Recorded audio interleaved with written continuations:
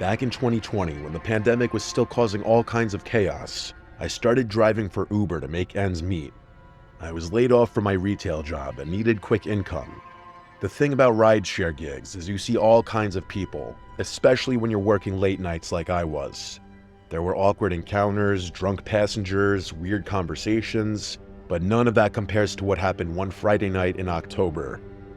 It was a little after midnight, and I had just dropped someone off at a hotel near the outskirts of town. My app pinged almost immediately with a new request. The pickup location was about 6 minutes away, in front of a bowling alley that was part of a strip mall. Pretty standard stuff. The name on the ride said Derek. I accepted it and started heading over. The area was quiet when I arrived, just a few dim parking lot lights. No cars in sight, and the bowling alley looked closed. But there was a man standing alone under one of the lights, wearing a gray hoodie and jeans. He was tall, maybe 6'2", with his hands in his pockets, head down like he was looking at his shoes. As I pulled up, he looked at me, but didn't wave or move. I rolled down the window and said, "You Derek?" He nodded slowly, walked over, and got into the back seat behind me. I started the trip and asked him if the destination in the app was correct, an address about 20 minutes away in a residential neighborhood I'd never been to. He said, "Yeah, that's right," in a quiet, calm voice. I remember thinking he sounded a little off. Not drunk or high, just sort of flat, emotionless. But I didn't think too hard about it at the time. I started driving, and he didn't say anything for the next 5 or 6 minutes. I glanced at him in the rearview mirror now and then, and every time I looked, he was staring straight ahead. Not out the window or at his phone, just at the back of my head. I tried to break the silence by asking how his night was going. He paused, then said, "Just needed to get out of there." I asked, "Out of where?" He said, "Doesn't matter." So I didn't push it. We drove a while longer. About 15 minutes in, I realized we were getting closer to the destination, but the address was in a really isolated part of town. No streetlights, big yards, and lots of trees. As we approached the address, he suddenly leaned forward and said, "Actually, can you pull into that driveway right there?" He pointed to a house on the right. The house was dark, no lights on inside or out. It looked old and abandoned, honestly. It had an overgrown lawn and paint peeling on the siding. There was also no car in the driveway. I said, "Is this your place?" And he said, "Just pull in." I hesitated, but turned into the driveway. I stopped near the front of the house and put the car in park. He didn't get out. I looked back at him and said, "Everything all right?" He stared at the front door and said, "Wait here." Then he got out and started walking toward the house. He didn't go to the front door. He walked around the side of the building and disappeared from view. I sat there for maybe 2 minutes, trying to decide what to do. The ride was technically still going. I didn't want to drive off and get penalized, but I also felt like something wasn't right. My gut told me this guy wasn't just heading inside to grab something. Finally, I ended the trip manually. I marked it as complete and started to back out of the driveway, but before I could shift into reverse, I saw him walking back toward the car, fast. His hands were empty, and he had this strange look on his face, like he was angry or excited. I unlocked the doors because I didn't want to make it a confrontation, but something in me was screaming not to let him back in.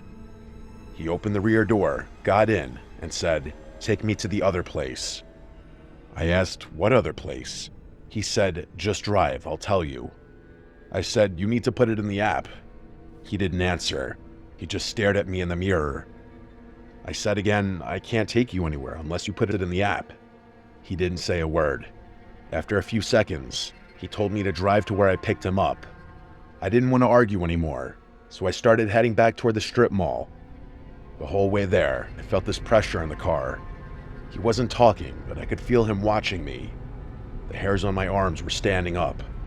He was still staring at the back of my head. At one point, I tried to lighten the mood. I said, "Rough night?" He replied, "You could say that." I asked if everything's all right, and he said, "Not yet." I didn't ask any more questions. When we got back to the strip mall, I parked under the same light where I picked him up, but before I could say anything, he leaned forward and asked, "You ever wonder how you're gonna die?" I froze. I laughed awkwardly and said, "Not really something I think about." He didn't laugh. He just leaned back in his seat, and after a few seconds, he said, "I think about it all the time." Then he opened the door and got out without another word. He didn't close the door right away. He just stood there for a second, half in and half out of the car. Then he looked at me and said, "You picked the wrong guy up tonight." He shut the door and walked off into the darkness behind the bowling alley. I sat there for a minute, too shaken to move. Eventually, I drove home, constantly checking my mirrors. When I got home, I looked at the trip details again. Something was off. The name had changed.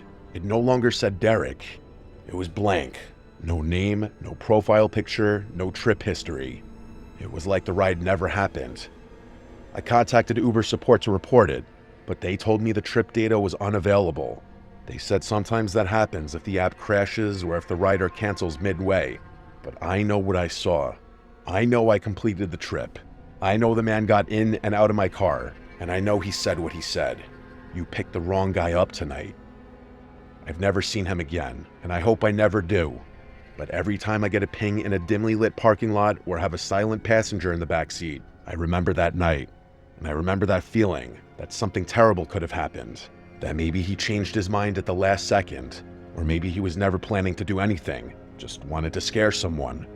But I still wonder what he meant, and if he ever found the right car.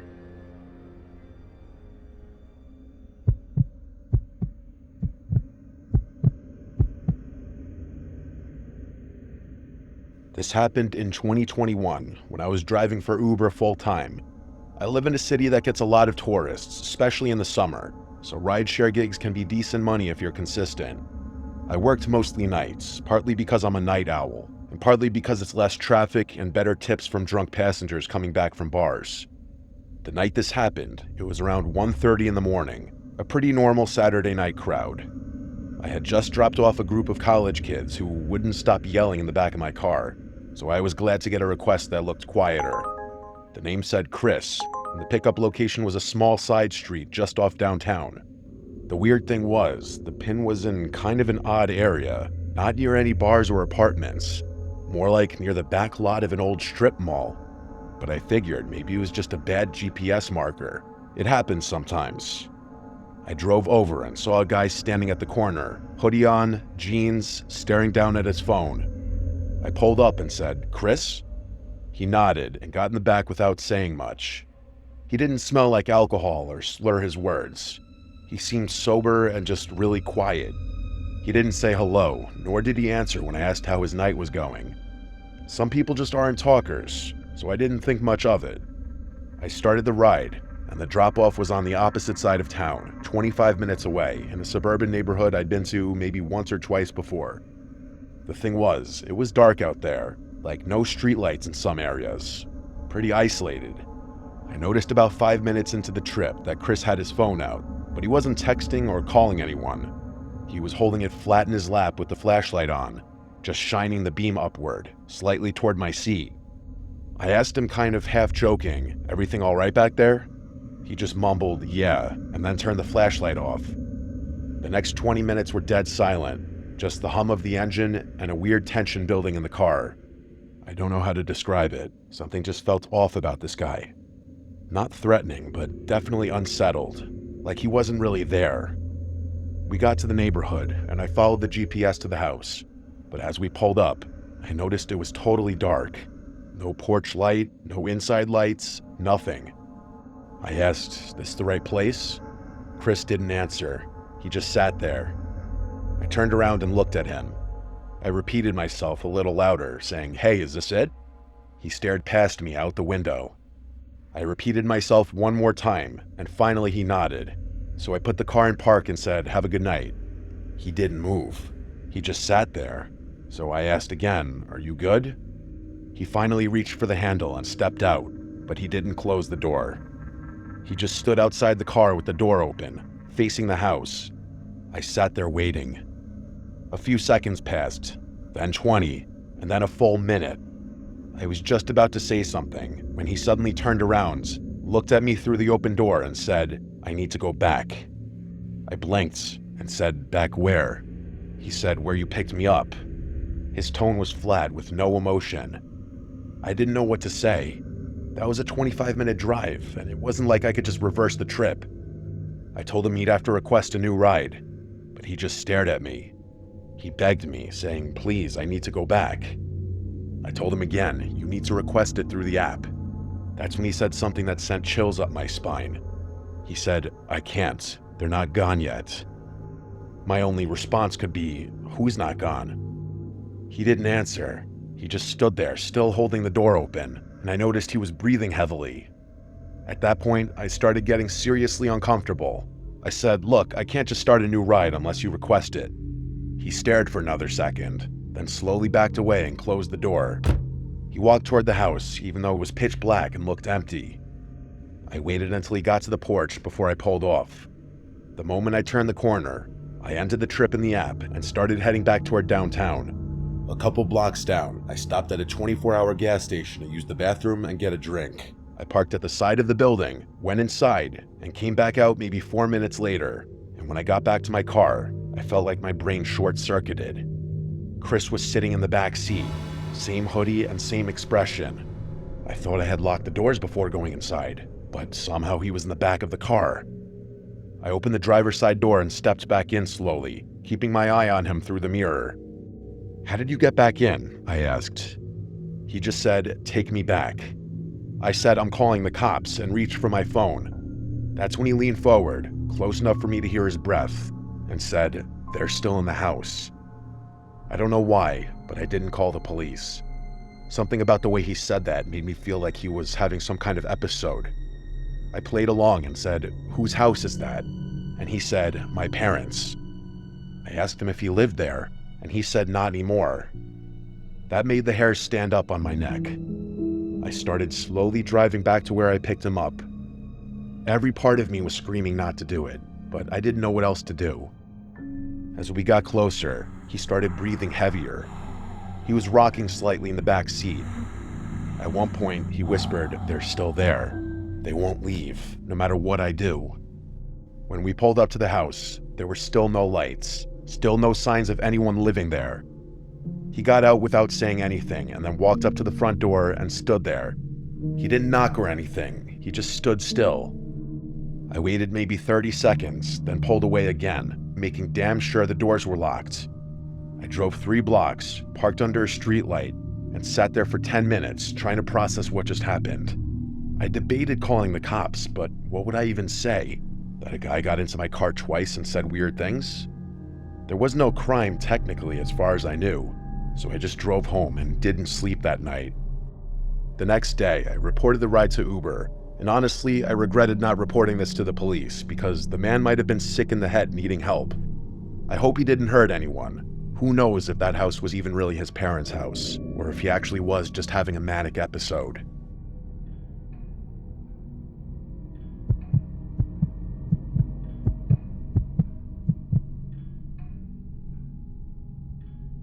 I'm an 18-year-old girl that lives alone in my apartment with my dog. I live about 8 miles out of town, so getting food delivered can be a hassle sometimes. I never thought anything of Uber Eats being bad. You may hear some stories, but never think they will happen to you. At least that's what I thought. It was Friday evening. I was cleaning my apartment, getting ready for my boyfriend to come over. We're long distance, so I only get to see him on weekends, so I usually try to get it cleaned up before he arrives on Saturday. I had been cleaning for about 2 hours, and it was past 6 p.m., so I was feeling hungry. I didn't want to dirty any dishes, as I just cleaned them all and cleaned the kitchen. I decided to order food so I wouldn't have to make a mess. I ordered my food and got the notification that my driver was on his way and driving a white Honda Fit Sport. I'm a young girl living on my own, so I have my delivery instructions set to leave my order at my door for contactless delivery. I was sitting in my living room watching TV when I got the notification that my food was delivered. As soon as I got that notification, I jumped up, eager to get my food. I was starving. When I opened the door to grab my food, it wasn't there, so I thought maybe he set it at the wrong door. But looking down at all the doors, none of them had the food at them. So I went back in and was gonna message him when I heard a knock at my door. It was my next door neighbor. He was holding my food. He said, "Hey, sorry, I picked up your food from your delivery driver because he was looking through your windows, and I wasn't sure what he was doing." I took the food and thanked him, wondering what the hell just happened. I went back in, ate my food, and enjoyed a movie when I started to get ready for bed. I took a shower, then went to turn off my TV and make sure all my doors were locked before going to bed. I laid down in bed, called my boyfriend, and eventually ended up falling asleep. I woke up a few times during the night to my dog growling at the window or the back door. My dog isn't a huge, scary dog. He's a small 5-pound Morkie, but it's still pretty scary when he growls at something and catches you off guard.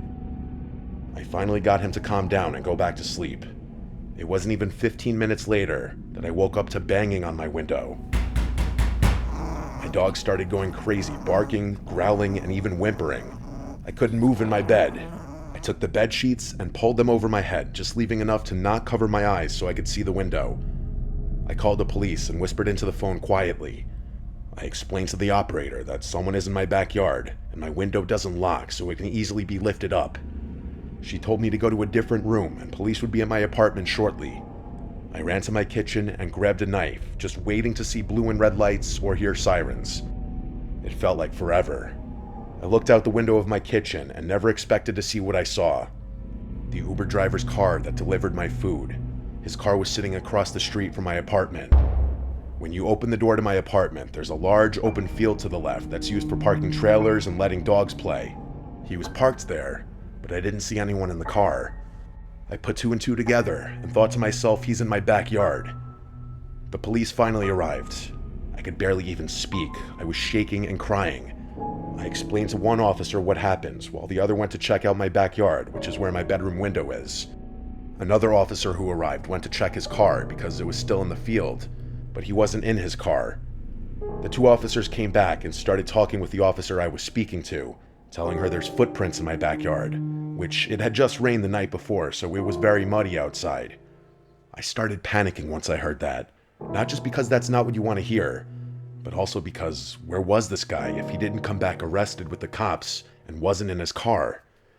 My neighbor came outside to see what was going on. The officers explained to him what was happening. Then he spoke about how he picked up my food for me earlier that day. The neighbor invited me to sleep over at his apartment for the night if it made me feel any better. Oddly, I passed on the offer, and when all the cops left, I went back into my apartment. Thinking it was all over, I took a few hours to get comfortable enough to fall asleep. But at 2 a.m., I woke up to banging on my front door and heard police. There's no way this is happening right now, I thought to myself. I got up and went to my front door, scared to open it. It was the woman I spoke to earlier. She explained they stayed at my apartment, hidden to watch for that guy in case he showed back up, and he did. They caught him walking up to my front door, thinking he was going to try to find a way in. My heart fell to my stomach when I heard her say that. She then explained he was arrested, and I don't have to worry about him anymore. I thanked her and went back to try and sleep. Unfortunately, I couldn't fall asleep this time. I also don't use Uber Eats anymore when I'm home alone.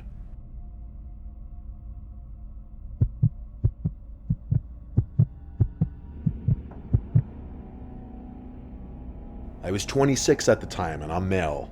I was in Washington, D.C. on a sort of vacation visiting my then fiancée. I'll call her Sarah for the sake of the story. I was visiting for a graduation she was having for her basic training. It was a big deal for her family, and she asked me to be there for it, so I said why not and booked the flight to be there. I'd be arriving about a week before the rest of her family, so she and I could have some time, just the two of us, before she would be busy with having all of her family there for the occasion. She stayed with me at my hotel during this time, and eventually we decided we wanted to go and explore some of the nearby historical sites that Washington had to offer. I'd never been there, of course, so the idea piqued my interest and we decided to do it. Once we arrived at our location, we spent about 4 hours walking around and seeing all the sights, from the Lincoln Memorial to the Washington Monument, the Congress Building, and even the White House. It really was a fun and exciting experience for myself to see all these places, as I had missed out on going on a school trip in high school to visit them. Sarah at the time seemed to appreciate my interest in them as well, and we really enjoyed ourselves. After we finally decided we had enough walking around and were ready to return to the hotel, we used the Uber app to call for a ride. We had used it earlier to arrive and had no issues, so we decided to just use it again for the ride back. Sarah made the request on her phone, while I sat down under some shade and waited. I was pretty tired from all the walking we did, and I could feel my body just ready to get back to the hotel for a long-needed nap. Eventually, after about 10 minutes of waiting, a car pulled up in front of us along the side of the road. Sarah motioned for me that this was the car, as the place they stopped at was not a parking spot or a place a car would just stop at on its own. I stood up and followed her to the car, where she opened the back door and stepped inside, asking the man, "Uber for Sarah?" And he gave a slight nod without saying anything. So I followed her into the car and shut the door behind me. Now looking back on this, I realized how stupid both her and myself were in doing this. We should have asked for the driver's name and verified the car was a match to the one on the app. I didn't have access to any of this myself, and she made the request on her phone, so it didn't really cross my mind at the time to do any of this. As we both sat in the back of the car, which was a gray-colored minivan, the driver didn't speak to us. I found this a bit odd, as any other driver I'd ever had would at the very least greet me once I entered or confirmed my name. But this guy, nothing. He started driving without acknowledging either of us, other than the nod he gave when Sarah asked him if he was our Uber.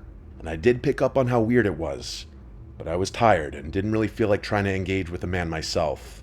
I laid my head back and just closed my eyes. I then felt a tap on my arm from Sarah after what felt like only 5 minutes of the drive. I opened my eyes and looked at her, and she didn't speak to me. I could see the look on her face was one of worry, and it had me wondering what exactly she was concerned about. She then pointed to her phone, which was showing the route the Uber would take to drive us back to our hotel. It didn't take me long to realize that the way we were going was not the way the route had said. In fact, it was the opposite way. I could see Sarah's face drain with color shortly after, when a notification popped up on her phone saying our Uber had arrived, followed by a message from the driver asking where we were. My heart sank into the pit of my stomach. It was then I realized how dumb I was by not verifying the car and driver before we just both stepped in.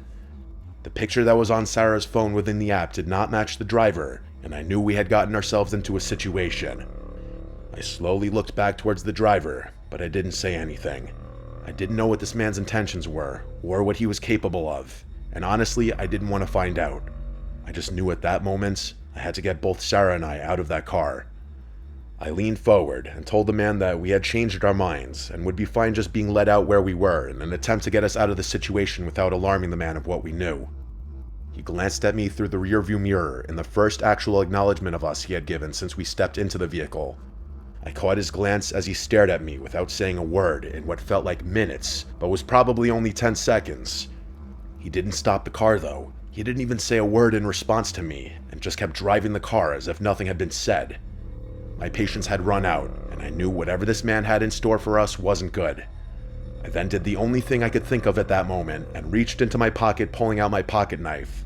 I flipped the blade out, and without wasting another second, I told the driver, "I know you're not our Uber driver. I don't know what your plan is here, or what you think you're about to do to us, but I have a knife, and if you don't pull this car over right now, I have no problem using it."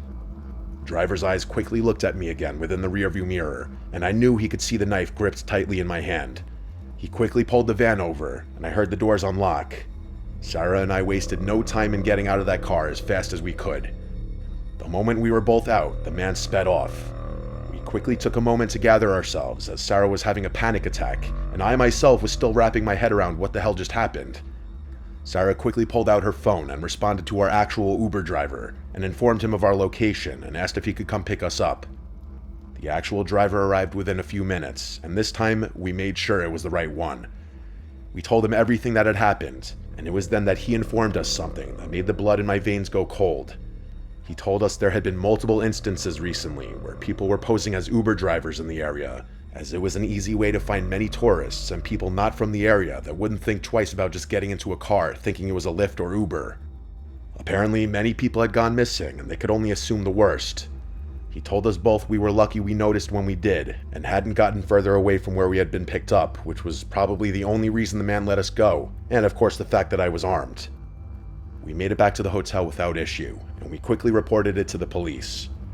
We gave the best description of the man and the car that we both could, and the police told us they'd call us with any information they could find. We never heard back from them, so I assume the man was never caught or found, and that worries me that he could still be out there doing this to others. Again, I realized how stupid we both were after all this, not verifying whose car it was we were getting into, but let this be a reminder to everyone listening. do just that. Always verify your Uber drivers, and always make sure you're aware of your surroundings.